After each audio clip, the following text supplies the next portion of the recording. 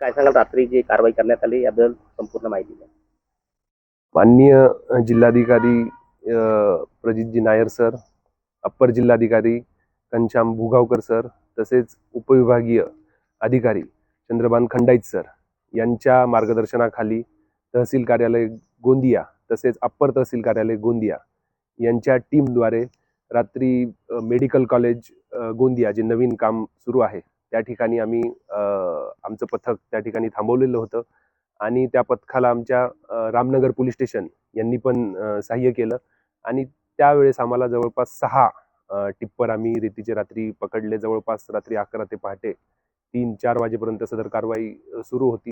सदर कारवाई दरम्यान आम्ही विचारपूस केली असता यांच्याकडे कोणत्याही प्रकारचा रेती वाहतुकीचा परवाना सदर गाड्यांसोबत आढळून आला नाही.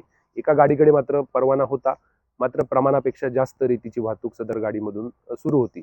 तर सर्व गाड्या आम्ही सध्या डिटेन करून जिल्हाधिकारी कार्यालय गोंदिया या ठिकाणी लावलेल्या आहेत आणि पुढील चौकशी करून त्यावरती नियमाप्रमाणे कारवाई केली जाईल. तर या प्रकारे अजून मोहीम सुरू राहणार? हो, इथून पुढे देखील अवैध रेती वाहतूक असेल, मुरुम वाहतूक असेल, यावरती नक्कीच आम्ही तीव्र स्वरूपाची कारवाई येणाऱ्या काळामध्ये करणार आहोत.